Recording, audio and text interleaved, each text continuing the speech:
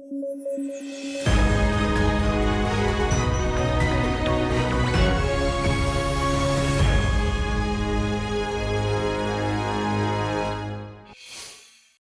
खबरों की शुरुआत करें। पर्यावरण मंत्रालय ने देश में थर्मल पावर प्लांट्स में प्रदूषण को रोकने वाली तकनीकों के लिए डेडलाइन को एक्सटेंड कर दिया है। ऐसा तीसरी बार हुआ है कि मंत्रालय ने डेडलाइन एक्सटेंड की है। देश में सल्फर डाइऑक्साइड, नाइट्रोजन ऑक्साइड और मरकरी के उत्सर्जन को लेकर नियम साल 2015 में नोटिफाई किए गए थे। साथ ही इन नियमों के अनुकूल काम करने के लिए दिसंबर 2017 तक का समय दिया गया था। मंत्रालय द्वारा जारी नोटिफिकेशन में 3 कैटेगरीज के लिए 3 डेडलाइन जारी की गई हैं।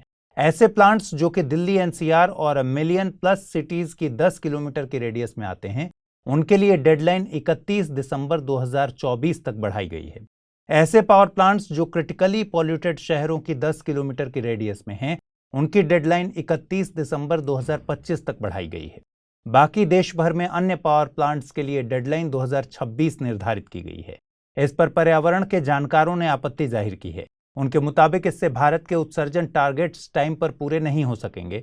आपको बता दें कि थर्मल पावर प्लांट्स भारत में इलेक्ट्रिसिटी के उत्पादन में बड़ी भूमिका निभाते हैं। थर्मल पावर प्लांट में किसी फ्यूल सोर्स से हीट के जरिए इलेक्ट्रिसिटी का उत्पादन किया जाता है। हीट के लिए जिस सोर्स का इस्तेमाल किया जाता है, उसके आधार पर ही इनके प्रकारों को बांटते हैं, मसलन कोयला, गैस और डीजल इत्यादि। केंद्र सरकार एक राष्ट्रीय आयोग के गठन का विचार कर रही है। इसका मकसद अनुसूचित जातियों के सामाजिक, आर्थिक और शैक्षणिक स्तर का अध्ययन करना है। इसमें उन अनुसूचित जातियों के बारे में अध्ययन करना है जो हिंदू, बौद्ध और सिख के अलावा किसी और धर्म में परिवर्तन करते हैं।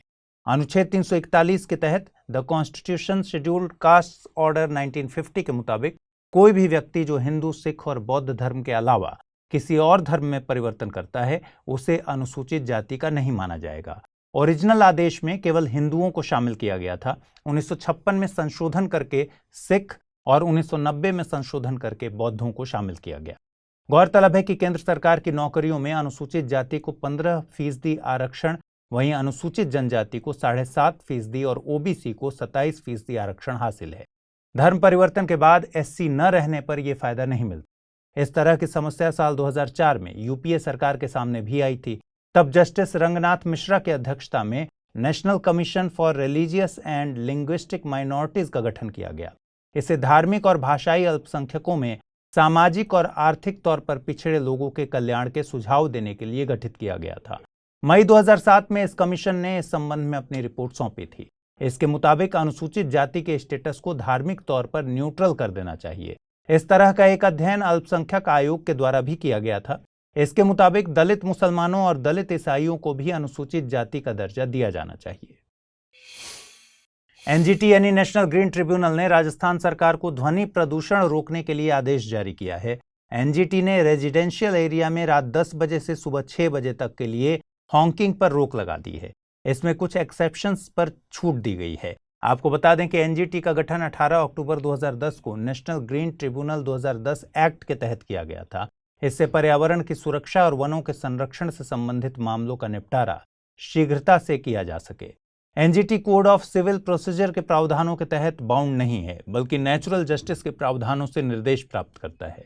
ट्रिब्यूनल में दायर की गई याचिकाओं का निपटारा 6 महीने के भीतर सुनिश्चित किए जाने का प्रावधान है। एनजीटी एक अर्ध न्यायिक निकाय है। जस्टिस आदर्श कुमार गोयल इसके चेयरपर्सन हैं। एनजीटी की प्रिंसिपल बेंच नई दिल्ली में है, जबकि भोपाल, पुणे, चेन्नई और कोलकाता में भी इसकी शाखाएं हैं।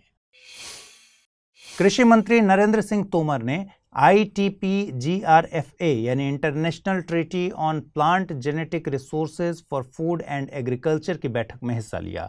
ये बैठक नई दिल्ली में आयोजित की गई थी। ITPGRFA एक लीगली बाइंडिंग एग्रीमेंट है। इसे फूड एंड एग्रीकल्चर ऑर्गेनाइजेशन के 31वें सत्र में नवंबर 2001 में साइन किया गया था। यह लागू हुआ 29 जून 2004 को। भारत इसका हस्ताक्षरकर्ता देश है। ये ट्रीटी CBD यानी कन्वेंशन ऑन बायोलॉजिकल डायवर्सिटी के प्रावधानों के मुताबिक है। इसका मकसद कृषि और खाद्य के लिए प्लांट जेनेटिक रिसोर्सेज का संरक्षण और सतत प्रयोग सुनिश्चित करना है। आपको बता दें कि CBD जैव विविधता पर पहला वैश्विक समझौता है। साल 1992 में रियो डी जेनेरियो में आयोजित United Nations conference environment and development में इस समझौते पर हस्ताक्षर हुए थे। CBD के 3 मुख्य लक्ष्य हैं। पहला, जैव विविधता का संरक्षण, दूसरा, जैव विविधता के तत्वों का सतत प्रयोग और तीसरा, जैव विविधता से होने वाले व्यापारिक लाभों में समुचित और बराबरी की साझेदारी। CGI-UU ललित ने खोज डाटा सेट लॉन्च किया है। Launching national law university Odisha में की गई। डाटा सेट में हर हाई कोर्ट के लिए एक डेडिकेटेड फाइल है। इसमें हर एक हाई कोर्ट के जजों के बारे में निजी और प्रोफेशन से जुड़ी जानकारियां दी गई हैं। इसमें 1993 से लेकर 2021 तक नियुक्त किए गए जजों के बारे में जानकारी है। एक मास्टर फाइल भी तैयार की गई है जिसमें हर जज के नाम पर क्लिक करने से जानकारी सामने आ जाती है। इसका मकसद लोगों को उनके जजों के बारे में जानकारी मुहैया कराना है। इसके अलावा इससे कुछ ऐसी जानकारियां भी हासिल होती हैं जो आधुनिक भारत के नागरिकों के लिए अहम है। मसलन महिलाओं की नियुक्ति से संबंधित आंकड़े, जजों के अनुभव के आधार पर नियुक्ति और ट्रांसफर से संबंधित जानकारी। ये डेटाबेस नागरिकों की लीगल सिस्टम के बारे में समझ को पुख्ता करेगा। आपको बता दें कि भारतीय संविधान के अनुच्छेद 214 में हर राज्य के लिए एक हाईकोर्ट का प्रावधान किया गया है। वहीं अनुच्छेद 231 के मुताबिक 2 या उससे अधिक राज्यों के लिए साझे हाईकोर्ट के गठन की शक्ति संसद के पास है। हाईकोर्ट के जजों की नियुक्ति राष्ट्रपति के द्वारा की जाती है, लेकिन हाईकोर्ट के जज की नियुक्ति के समय राष्ट्रपति को भारत के मुख्य न्यायाधीश, राज्य के राज्यपाल और संबंधित हाईकोर्ट के चीफ जस्टिस से मशविरा करना होगा। हाल ही में अशोका यूनिवर्सिटी के centre for social impact and philanthropy ने एक रिपोर्ट जारी की है। रिपोर्ट के मुताबिक भारतीयों ने अक्टूबर 2020 से लेकर सितंबर 2021 तक 23,700 करोड़ रुपए दान किए हैं। रिपोर्ट के मुताबिक शहरी भारतीय ग्रामीण भारतीयों की तुलना में ज्यादा दान करते हैं। साथ ही मिडिल क्लास और लोअर मिडिल क्लास परिवार ज्यादा दान देते हैं।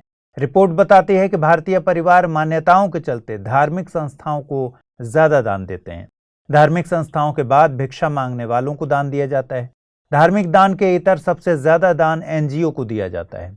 साथ ही पुरुषों और महिलाओं की दान में समान भूमिका है, लेकिन पुरुष धार्मिक संस्थाओं में और महिलाएं भिक्षा मांगने वालों को दान देती हैं। वहीं देश में क्षत्रवार दान देने के मामले देखें तो पूर्वी भारत में दान देने के मामले सबसे ज्यादा हैं। इसके बाद उत्तर भारत का स्थान आता है। आपको बता दें कि दान परंपरा भारत में बेहद पुरानी है। इस परंपरा का इतिहास भारत के इतिहास जितना ही पुराना है। भारत में जमीन, गौ और श्रमदान की परंपरा के तमाम उदाहरण मौजूद हैं। हालांकि कॉरपोरेट दान को अब काफी स्ट्रक्चर्ड कर दिया गया है। CSR के जरिए कंपनियों की सामाजिक जिम्मेदारी तय की जाती है। भारत में CSR की अवधारणा कंपनीज एक्ट 2013 की धारा 135 से गवर्न होती है। 1 अप्रैल 2014 से भारत में CSR को अनिवार्य किया गया था। वाराणसी और असम के बीच रिवर क्रूज सर्विसेज अगले साल से शुरू होगी। भारत की सबसे लंबी रिवर क्रूज सेवा वाराणसी से असम के बोगीबील तक चालू होगी। इससे तकरीबन 4,000 किलोमीटर की दूरी तय होने का अनुमान लगाया जा रहा है। ये रूट गंगा और ब्रह्मपुत्र नदियों को इंडो बांग्लादेश प्रोटोकॉल रूट के रास्ते जोड़ेगा। इससे व्यापार, पर्यटन और कार्गो ट्रांसपोर्टेशन को प्रोत्साहन मिलेगा। गौरतलब है कि प्रधानमंत्री के गति शक्ति नेशनल मास्टर प्लान में इनलैंड वाटरवेज को प्रोत्साहन देने की बात की गई है। प्रधानमंत्री द्वारा लॉन्च गति शक्ति मास्टर प्लान एक मल्टी मोडल कनेक्टिविटी प्लान है। इसके जरिए 16 मंत्रालयों को एक साथ लाया गया है। इसका मकसद व्यक्तियों, वस्तुओं और सेवाओं का आसान परिवहन सुनिश्चित करना है। आपको बता दें कि गंगा नदी उत्तराखंड के उत्तरकाशी जिले के गंगोत्री ग्लेशियर से निकलती है। गंगोत्री से निकलने पर इसे भागीरथी के नाम से जानते हैं। देवप्रयाग में भागीरथी अलकनंदा से मिलती है। इसके बाद इसे गंगा के नाम से जानते हैं। ब्रह्मपुत्र मानसरोवर के निकट चेमायुंगडुंग ग्लेशियर से निकलती है, जहां इसे सांगपो के नाम से जाना जाता है। ईरान में हिजाब का विवाद गहराता जा रहा है। महिलाएं सड़कों पर उतर आई हैं। हर शहर में प्रदर्शन जारी है। गौरतलब है कि ईरान में 22 साल की महसा अमीनी की मौत पुलिस हिरासत में हो गई थी। महसा अमीनी का कसूर था कि उन्होंने हिजाब नहीं पहना। इसी के चलते धार्मिक मामलों की पुलिस ने उन्हें हिरासत में लिया। हिरासत में हुई मारपीट के चलते वे कोमा में चली गईं। इसके बाद उनकी मौत हो गई। इसके विरोध में ईरान की महिलाओं ने नो टू हिजाब कैंपेन चलाया है।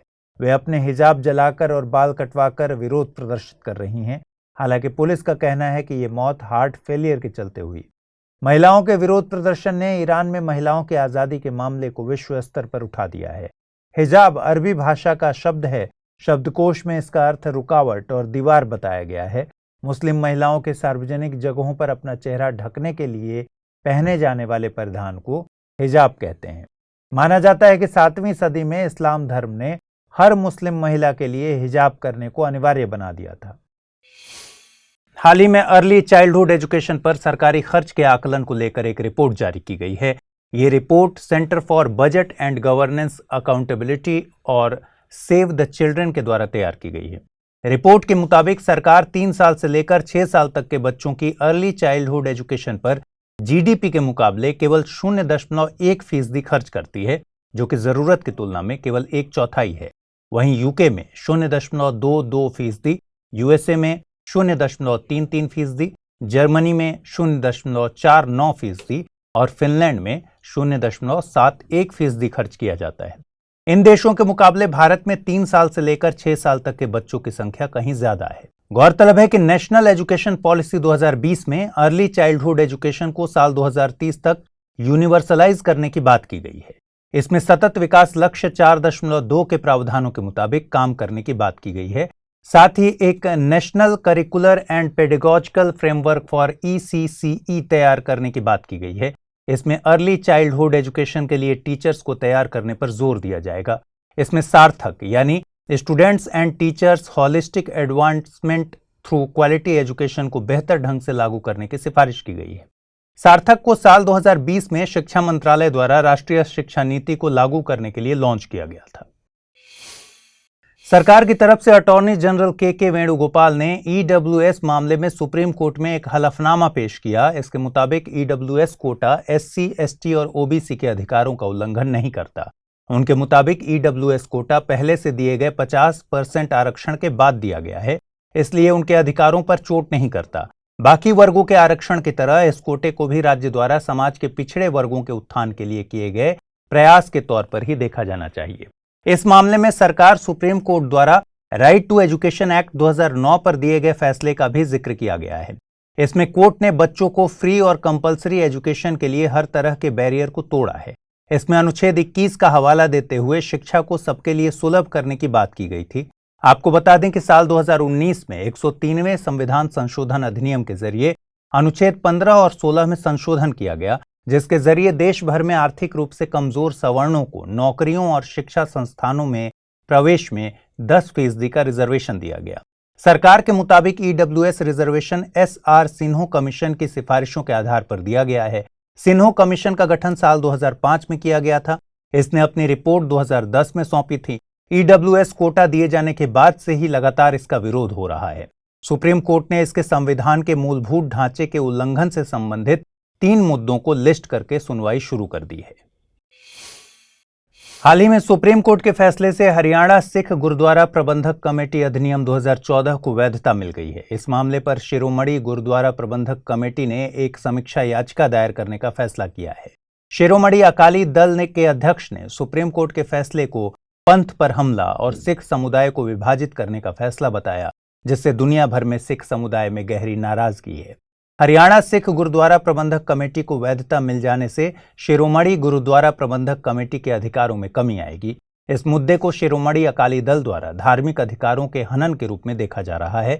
साथ ही इसके राजनीतिक निहितार्थ पर भी सवाल उठाए जा रहे हैं। वहीं सुप्रीम कोर्ट के फैसले को धार्मिक संस्थाओं के प्रबंधन के एक अधिकार को चुनौती के रूप में देखा जा रहा है। हालांकि इस मामले पर कानून बनाने की शक्ति केंद्र के पास सुरक्षित है। आपको बता दें कि शिरोमणि गुरुद्वारा प्रबंधक कमेटी भारत में सिखों का सर्वोच्च धार्मिक संगठन है, जो पंजाब, हरियाणा, हिमाचल प्रदेश और केंद्र शासित प्रदेश चंडीगढ़ में गुरुद्वारों, सिख पूजा स्थलों के प्रबंधन के लिए जिम्मेदार है। SGPC अमृतसर में दरबार साहिब का भी संचालन करती है। SGPC गुरुद्वारों की सुरक्षा, रखरखाव, वित्तीय सुविधा के साथ साथ सिख गुरुओं के हथियार, कपड़े, किताबों और पुरातात्विक रूप से दुर्लभ और पवित्र कलाकृतियों का प्रबंधन भी करती है। गौरतलब है कि 1920 में अकाली दल के नेतृत्व में गुरुद्वारा सुधार आंदोलन शुरू हुआ था और इसी के साथ शिरोमणि गुरुद्वारा प्रबंधक कमेटी की स्थापना हुई। सुंदर सिंह मजीठिया को समिति का पहला अध्यक्ष नियुक्त किया गया था। ब्रिटिश भारत में सिख गुरुद्वारा अधिनियम 1925 पारित होने के बाद इस अध्यक्ष पद को कानूनी दर्जा मिला था। भारतीय संविधान का अनुच्छेद 26 भी व्यक्ति को धार्मिक कार्यों के प्रबंधन की स्वतंत्रता देता है। इसके तहत व्यक्ति को अपने धर्म के लिए संस्थाओं की स्थापना करने का, अपने धर्म संबंधी कार्यों का मैनेजमेंट करने का मूल अधिकार मिलता है। और इसके साथ ही चल और अचल संपत्ति के अर्जन और स्वामित्व का और ऐसी संपत्ति का विधि के अनुसार प्रशासन करने का अधिकार भी दिया जाता है। चुनाव आयोग चुनाव सुधार की दिशा में कई कदम उठा रहा है। चुनाव आयोग ने हाल ही में पंजीकृत गैर मान्यता प्राप्त राजनीतिक दलों को टारगेट किया। आयोग ने 537 पंजीकृत गैर मान्यता प्राप्त राजनीतिक दलों को डी लिस्ट या निष्क्रिय घोषित कर दिया है। ये दल विभिन्न नियमों का पालन करने में विफल रहे थे और आयकर छूट का दुरुपयोग करने के दोषी पाए गए थे। चुनाव सुधार अधिनियम के तहत चुनाव आयोग के निशाने में अब मान्यता प्राप्त राष्ट्रीय और क्षेत्रीय दल हैं। हाल ही में मुख्य चुनाव आयुक्त राजीव कुमार ने कानून मंत्रालय को पत्र लिखा था। पत्र में चुनाव सुधारों से संबंधित कई सिफारिशें की गई। सिफारिशों में पार्टियों द्वारा चंदे या दान लेने की ऊपरी सीमा में बदलाव करने की बात की गई। आपको बता दें कि अभी आयकर अधिनियम केवल 2000 तक के नगद दान की अनुमति देता है। वहीं लोक प्रतिनिधित्व अधिनियम 1951 के प्रावधानों के अनुसार पार्टियों को 20,000 रुपए से अधिक के दान मिलने पर चुनाव आयोग को दान का ब्यौरा देना पड़ता है। चुनाव आयोग ने प्रस्ताव दिया कि मौजूदा सीमा को 20,000 से घटाकर 2,000 कर देना चाहिए। इसका मतलब है कि अब 2,000 से ज्यादा दान लेने पर भी दान से संबंधित सारी जानकारियां चुनाव आयोग को दी जानी चाहिए। चुनाव आयोग ने पार्टियों को अपनी दान से संबंधित रिपोर्ट साझा करने के लिए 1 अप्रैल की कट ऑफ तारीख बनाने का भी प्रस्ताव दिया था, ताकि उनका आयकर रिटर्न के साथ मिलान किया जा सके। चुनाव आयोग ने किसी पार्टी को मिलने वाले कुल नकद दान की भी ऊपरी सीमा प्रस्तावित की है। नकद दान पार्टी को मिले कुल दान का 20% या कुल 20 करोड़ रुपए से अधिक नहीं होना चाहिए। आयोग ने यह भी सिफारिश की कि पार्टियों को अगर आयकर छूट का दावा करना है तो इसके लिए पार्टियों को फॉर्म 24A में एक स्पष्ट विवरण देना पड़ेगा और ये बताना होगा कि इनको कोई विदेशी दान प्राप्त नहीं हुआ है। यूनाइटेड नेशंस जनरल असेंबली के 77वें सत्र की बैठक न्यूयॉर्क में आयोजित हो रही है। 13 सितंबर से शुरू हुई यह बैठक 27 सितंबर तक चलेगी। इस दौरान अमेरिकी राष्ट्रपति जो बिडेन ने संयुक्त राष्ट्र सुरक्षा परिषद में सुधार के लिए अपनी प्रतिबद्धता को दोहराया है। साथ ही सुधार के लिए गठित होने वाली सिक्योरिटी काउंसिल में जापान, जर्मनी और भारत की परमानेंट सीट की बात भी कही है। आधिकारिक बयान के मुताबिक वैश्विक संस्था होने के नाते यूएन को अधिक समावेशी बनाए जाने की जरूरत है। साथ ही वीटो पावर का यूज रेयर कंडीशन में ही किए जाने की जरूरत है, जिससे काउंसिल की गरिमा और यूएन के सिद्धांत कायम रह सके। आपको बता दें कि यूएनजीए यूएन का एक प्रमुख नीति निर्माता अंग है। यह सभी सदस्य देशों को बहुपक्षीय मुद्दों पर चर्चा करने के लिए एक मंच मुहैया कराता है। इसमें शामिल सभी 193 देशों के वोट की वैल्यू बराबर मानी जाती है। यूएनजीए के कुछ प्रमुख कामों की बात करें तो यह सुरक्षा परिषद की सिफारिश पर सेक्रेटरी जनरल को नियुक्त करती है, सुरक्षा परिषद के अस्थायी सदस्यों के चुनाव के लिए जिम्मेदार है। साथ ही यूएन बजट को यह अप्रूव भी करती है। वहीं सिक्योरिटी काउंसिल की प्राथमिक जिम्मेदारी अंतर्राष्ट्रीय शांति और सुरक्षा को बनाए रखना है। इसमें कुल 15 सदस्य होते हैं, जिसमें से 5 स्थायी और 10 अस्थायी सदस्य होते हैं। 5 स्थायी सदस्यों में रूस, चीन, अमेरिका, फ्रांस और यूके शामिल हैं। वहीं अस्थायी सदस्यों का चुनाव 2 साल के कार्यकाल के लिए किया जाता है। भारत वर्तमान में अस्थायी सदस्य के तौर पर इसमें शामिल है। हर साल 22 सितंबर को वर्ल्ड राइनो डे मनाया जाता है। इस दिन को मनाने का मकसद राइनो की जैव विविधता में अहमियत को सेलिब्रेट करना है। दुनिया में 5 तरह की राइनो की प्रजातियां पाई जाती हैं: Sumatra rhino, Java rhino, greater one horn rhino, black और white rhino. White rhinos Africa में पाए जाते हैं। वर्तमान में इसकी 2 उप प्रजातियां नॉर्दर्न और सदर्न राइनो मौजूद हैं। इसमें नॉर्दर्न राइनो के मात्र 2 ही जानवर बचे हुए हैं। ब्लैक राइनो भी अफ्रीका के सवाना घास के मैदानों में पाए जाते हैं। ग्रेटर वन हॉर्न राइनोज केवल भारत, नेपाल और भूटान में पाए जाते हैं। इन्हें IUCN की रेड लिस्ट में वल्नरेबल श्रेणी में रखा गया है। असम का Kaziranga national park one horn rhinos के लिए प्रसिद्ध माना जाता है।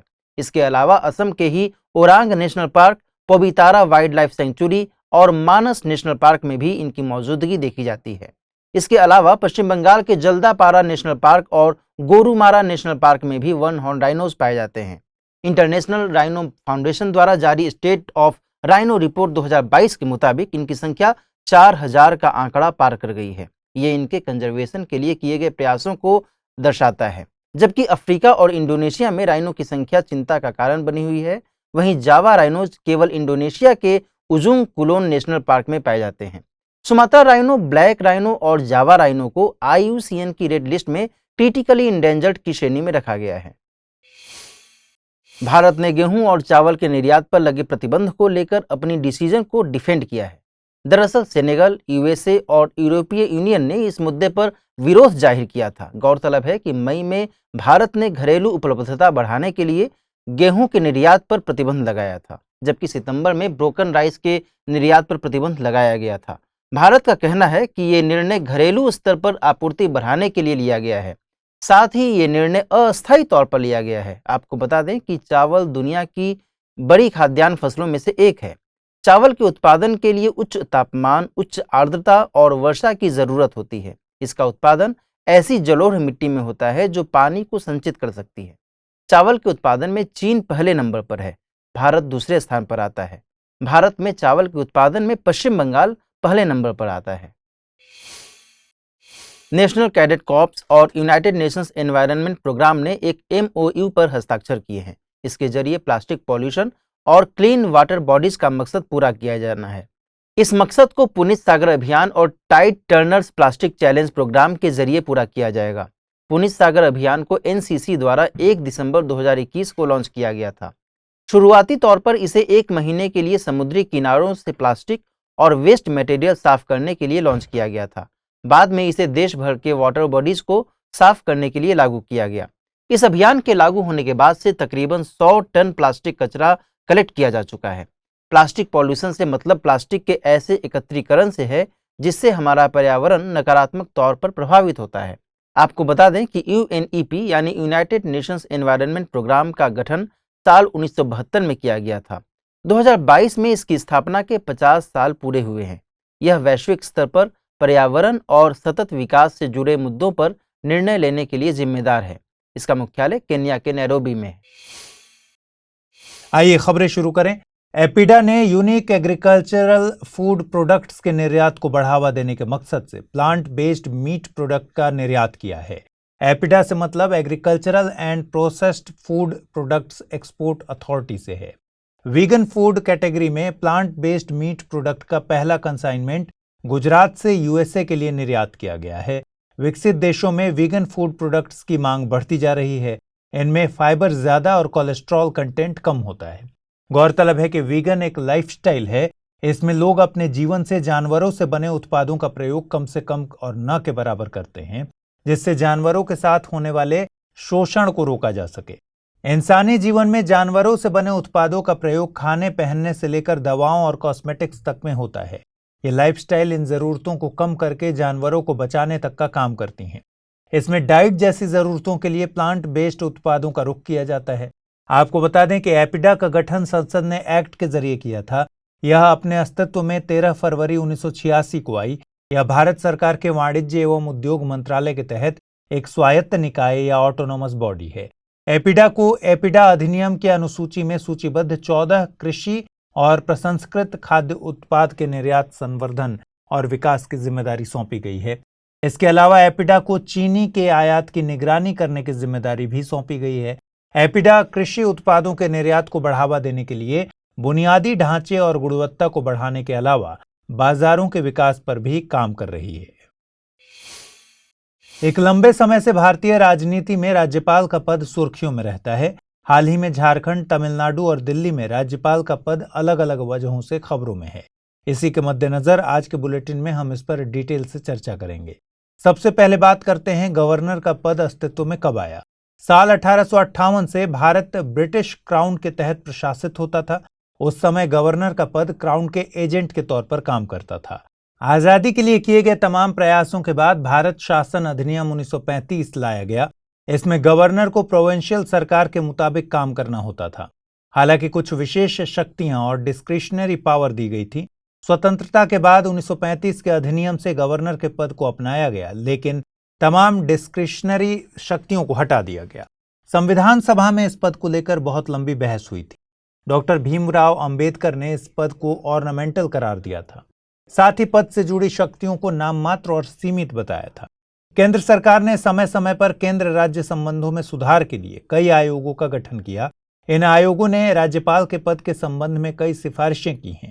1988 में आई सरकारिया कमीशन की रिपोर्ट के मुताबिक किसी राज्य में जहां विपक्षी पार्टी की सरकार हो, वहां पर केंद्र में रूलिंग पार्टी का सदस्य राज्यपाल के पद पर नियुक्त करना सही नहीं है।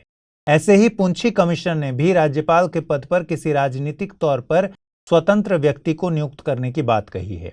आपको बता दें कि भारतीय संविधान के अनुच्छेद 153 में हर राज्य के लिए एक राज्यपाल की बात की गई है। वहीं अनुच्छेद 154 राज्यपाल की कार्यकारी शक्तियों से संबंधित है। अनुच्छेद 155 राज्यपाल की नियुक्ति राष्ट्रपति द्वारा करने की बात करता है। अनुच्छेद 156 में राज्यपाल का कार्यकाल राष्ट्रपति के प्रसाद पर्यंत होने की बात की गई है। वहीं अनुच्छेद 161 राज्यपाल की क्षमादान शक्तियों को बताता है। 1 सितंबर से महिला एवं बाल विकास मंत्रालय द्वारा पोषण माह की शुरुआत की गई थी। ये पूरे 1 महीने चलने वाला अवेयरनेस कैंपेन है।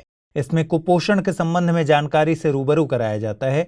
इस बार बच्चा और शिक्षा, पोषण भी, पढ़ाई भी जैसी थीम्स रखी गई हैं। इस कैंपेन में मंत्रालय ने एक नवाचार किया है। अवेयरनेस के लिए सरकार देशी खिलौनों के प्रयोग को बढ़ावा दे रही है। इसमें गुजरात के टेराकोटा खिलौने, आंध्र प्रदेश के कोंडापल्ली और एट्टीकोप्पा, कर्नाटक से चन्नापटना और त्रिपुरा के बैम्बू टॉयज का प्रयोग किया जा रहा है। भारतीय खिलौनों का इतिहास तकरीबन 5000 साल पुराना है। हड़प्पा और मोहनजोदड़ो की खुदाई में भी खिलौने पाए गए थे। राज्यवार देखें तो जम्मू कश्मीर से वॉलनट वुड के बने खिलौने, गुजरात की डांग जनजाति के बने मिट्टी के खिलौने भारत की इस परंपरा में अहम स्थान रखते हैं। यूपी का वाराणसी अपने मिनिएचर खिलौनों के लिए जाना जाता है, तो पंजाब से लट्टू, घुग्गू, हंडवई और हरियाणा की बाबुश्का गुड़िया प्रसिद्ध है।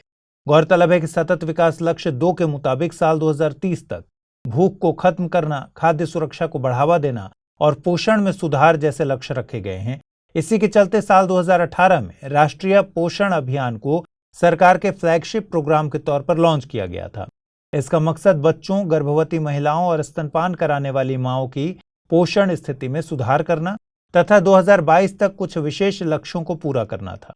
पोषण माह इसी के तहत चलाई जा रही एक पहल है। G4 देशों के विदेश मंत्रियों ने संयुक्त राष्ट्र महासभा के तहत अंतर सरकारी वार्ता की प्रगति पर चिंता व्यक्त की है। अंतर सरकारी वार्ता का संबंध सुरक्षा परिषद में सुधार और इसके नवीनीकरण से है। आपको बता दें कि सुरक्षा परिषद में लंबे समय से सुधारों की मांग की जा रही थी और संयुक्त राष्ट्र महासभा के 77वें सत्र के उद्घाटन के मौके पर सुरक्षा परिषद में सुधारों की मांग तेज हो गई है। G4 देशों के विदेश मंत्रियों ने कहा कि दुनिया भर में हो रहे संघर्षों और अन्य वैश्विक चुनौतियों के कारण भू राजनैतिक स्थितियां तेजी से बदल रही हैं और इसके समाधान के लिए सुरक्षा परिषद का वर्तमान स्वरूप सक्षम नहीं है। G4 देशों के मंत्रियों ने इस बात पर जोर दिया कि सुरक्षा परिषद की स्थायी और अस्थायी दोनों श्रेणियों में विस्तार की तुरंत जरूरत है ताकि यह संस्था अधिक प्रभावी बन सके। रूस यूक्रेन युद्ध हो या चीन ताइवान का तनाव हो, हमने ये देखा है कि सुरक्षा परिषद द्वारा अपनी भूमिका को ठीक से नहीं निभाया गया। इसका सबसे बड़ा कारण है सुरक्षा परिषद के स्थायी सदस्यों द्वारा वीटो पावर का गलत उपयोग करना। भारत कई सालों से सुरक्षा परिषद की स्थायी सदस्यता की मांग कर रहा है, लेकिन चीन द्वारा वीटो पावर का उपयोग कर भारत की मांग को हर बार ठुकरा दिया जाता है। G4 मंत्रियों ने कॉमन अफ्रीकन पोजीशन पर भी बात की। इसके तहत इस बात पर जोर दिया गया कि अफ्रीका को सुरक्षा परिषद की स्थायी या अस्थायी श्रेणियों में शामिल करने की आवश्यकता है। गौरतलब है कि G4 देशों के समूह में ब्राजील, जर्मनी, भारत और जापान शामिल हैं। इसका गठन 2005 में हुआ था। ये देश संयुक्त राष्ट्र सुरक्षा परिषद में स्थायी सीटों के लिए एक दूसरे के दावों का समर्थन करते हैं। हालांकि G4 देशों के स्थायी सीटों के दावों का विरोध भी किया जाता है। इनके विरोधियों में यूनाइटिंग फॉर कंसेंसस मूवमेंट सबसे प्रमुख है। इसे कॉफी क्लब के नाम से जानते हैं। यह एक मूवमेंट है जो संयुक्त राष्ट्र सुरक्षा परिषद में स्थायी सीटों के विस्तार के विरोध में 1990 के दशक में विकसित हुआ था।